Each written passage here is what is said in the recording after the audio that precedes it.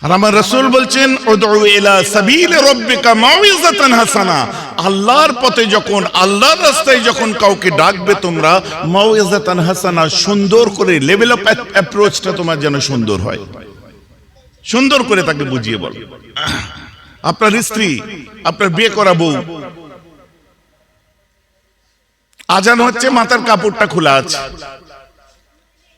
পাশে আপনার মা আছে, বোন আছে, তারা মাথায় কাপড়টা দিয়ে নিল, এ মাথায় একটু দেরিতে দিল, আপনি তাকে বলতে পারেন না, কি গো আজান হচ্ছে মাথায় কাপড়টা দিতে পারেনি, বাপ মা এটাও শিখায়নি?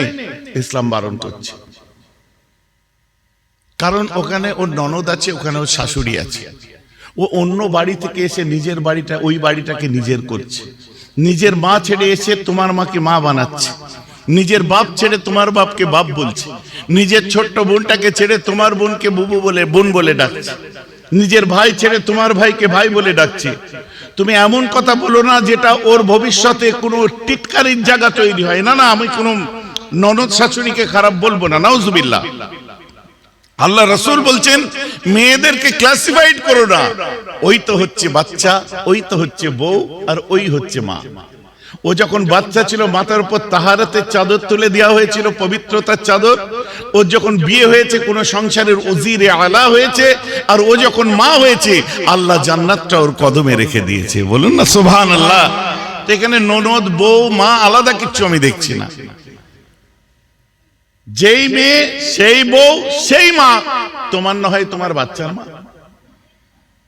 এখানে তো আল্লাহ রাসূল তো আলাদা করে দেন রেখেছে। তো ওকে ঘরে ডেকে নিয়ে যাও, সুন্দর করে অ্যাপ্রোচ করো, ওকে সুন্দর মিষ্টি ভাষায় বলো, বোঝাও, বোঝাবার পরে বলছো না মাথায় একটু কাপড়টা দিলে হয় না, আজান হচ্ছিল দেখতে খারাপ লাগছে, ওরা পরে এগুলো কথা শোনাতে পারে না। দেখুন ইসলাম কি বলছে। বন্ধু বসে আছে, আজান হচ্ছে, কি কিরাম মুসলমানের ছেলে নামাজ পড়তে, আজান হচ্ছে বসে বিড়ি ফুঁকছে, পাগল সব। না, ইসলাম বারণ করেছে। আপনি তাকে বরং আরেক কাপ চা খাওয়ান, খাইয়ে ওর পাশে বসে গপ্প করেন, করার পর ঈশার ওয়াক্ত আসলো, ওকে আস্তে করে বলেন চল না একবার উজু করে দেখি, যদি ভালো লাগে করবি, না ছেড়ে দিবি ফের। ভাইজান কথা বোঝা যাচ্ছে তো? ইসলাম খুব সহজ জিনিস। আমার কাছে তদবির করতে যাই বহু মানুষ, জানেন,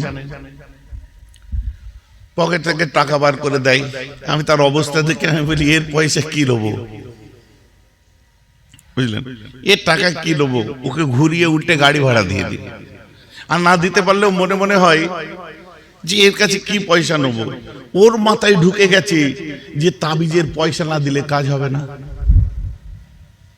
না যে কিছু তো দিতে হয়, না এটা আমি নিয়ত করে রেখেছি। আমি কেন বলি, না শুনেছি তাবিজের পয়সা না দিলে কাজ হয় না। আমি পাগল, এটা মোল্লারা ম্যানিপুলেট করেছে, এটা আগে থেকে হয়ে এসছে, মাথায় ঢুকিয়ে দিয়েছে কিছু হাদিয়া দিতে হয় বাবা, নাহলে কাজ হবে না। আমি ওকে বলি পাগল, তোর জ্বর হয়েছে, তুই প্যারাসিটামল যদি চুরি করেও খাস তো তোর জ্বর কমে যাবে। কথাটা বুঝতে পারছেন না? তো আল্লাহর কালামের সঙ্গে হাদিয়া দিয়া সুন্নাত, পারিশ্রমিক দিয়া সুন্নাত, ও ঠিক আছে, আমি ওখানে না বলছি না, কেউ দিচ্ছে না জায়েজ হারাম বলছি না, কিন্তু ম্যানিপুলেশন খুব খারাপ জিনিস। এই যে আমাকে শুনতে হলো, আপনারাও দেখেছেন, যুবকরা তো এরা তো দেখেইছিস তোরা ভাই, যে আমার যখনই শরীর খারাপ হয় বড় বড় করে কমেন্ট আসে, মেয়েরা হুজুর লোককে তাবিজ দিয়ে গরিবদের কাছে পয়সা নিচ্ছে, আর নিজের শরীর খারাপ হলে আম্বানিদের হসপিটালে দৌড়াচ্ছে। পড়েছো? বারবার এই কমেন্ট হয়। একদিন আমার ঘরে বসে একজন খুব শিক্ষিত মানুষ আমাকে বললো, ভাইজান এইটা একটু আপনি ভেঙে দেন না কেন জলসায়। আমি প্রয়োজন মনে করি না, কে কখন আমাকে নিয়ে রোস্টিং করছে ও দেখার টাইম নেই আমার। বুঝতে পারছেন না? জগাস পড়েছি, পায়ে ইলাস্টিক, কোমরে দড়ি বাঁধা, জিন্সের কাপড়ে, মেয়েরা হুজুর জিন্স কেলেঙ্কারি দেখেননি আপনারা? তো ফতোয়াটা দিয়ে হারাম বলে না, ও যে দেখতে কিরম লাগে।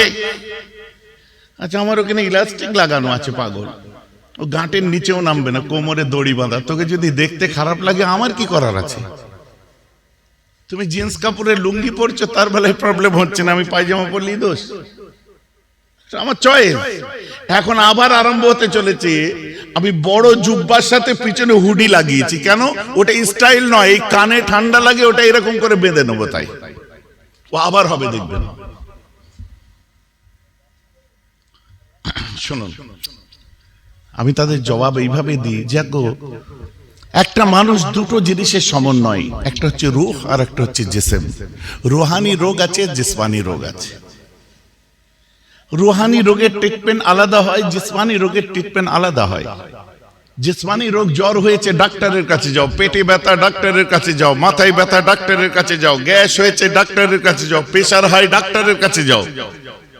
যদি বলেন কেন, তাহলে আপনার সামনে আমি তুলে ধরবো আব্দুল্লাহ ইবনে আমর ইবনুল আস, উনার 4টে সন্তানের একটা সন্তানের যখন বুকের পেন আরম্ভ হয়েছিল, আল্লাহ রাসূলের কাছে আসার পরে আমার রাসূল তাকে বললেন, যাও রাফিদাতুল আসলামিয়া, নামটা নোট করে দিন।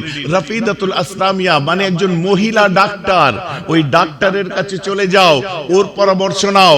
বুকে কিছু লেগে রক্ত জমেছিল, তখন রাফিদাতুল আসলামিয়া ও নিজে ওটাকে কেটে পুঁজ বদ রক্তটা বার করে, শেগাফ বলা হয়েছে ওখানে। কোথায় পাবেন? রাসূলের ডাক্তারের উপরে এত মোটা একটা কিতাব আছে, কিতাবটার নাম হলো তিব্বে নবাবী। বুঝতে পারছেন? তিব্বে নবাবী, তিব্বুন মানে ডাক্তার, তিব্বে নবাবী নবীর ডাক্তারি। সুবহানাল্লাহ বলেন। তো অপারেশন করে বদ রক্তটা বার করে দিয়েছিল। এখন তো আমি আপনাদের প্রশ্ন করতেই পারি, তাহলে হযরতে আবু বকর সিদ্দিককে যখন বিষাক্ত সাপে কামড়েছিল, ওনার থুতু দিতে সাপের বিষ গায়েব হয়ে গেছিল। যখন বেলাল হাবশিকে টান টান করে শুইয়ে দিয়েছিল, নবী হাত বুলিয়ে দিতে চূর্ণ বিচূর্ণ ভাঙাচোরা হাড্ডিগুলো সুন্দর হয়ে গেল। আব্দুল্লাহ বিন আকিফের যখন ভাঙা হাড়ে আমার নবী লালা লাগিয়ে দিলেন, হাতটা সুস্থ হয়ে গেল। আমার কথা আমার বুঝতে পাচ্ছেন কি পাচ্ছেন না? তো সেই রাসূল যদি একবার ওর বুকে হাত বুলিয়ে দিতেন, ওর কি বুকটা সুস্থ হয়ে যেত না? কিসের জন্য পাঠালেন? আমার নবী এই জন্যই পাঠালেন যে যাও, দাওয়ার সাথে দোয়ার সাথে সাথে দাওয়ারও প্রয়োজন আছে। অতএব জিসমানি রুহানি দুই রোগ হয়, রুহানি রোগের ট্রিটমেন্ট আলাদা হয়, জিসমানি আলাদা হয়। আমি রাসূল রুহানি ট্রিটমেন্ট করেছি, জিসমানি ট্রিটমেন্টের দরকার আমি রাফিদাতুল আসলামিয়াকে দেখিয়ে দিয়েছি। শেফা দেনেওয়ালা আমার আল্লাহ। জোরে বলুন না সুবহানাল্লাহ। ক্লিয়ার? এবার আমি যেতে পারি তো ডাক্তারের কাছে? হ্যাঁ, উদ্ভট উদ্ভট প্রশ্ন গো।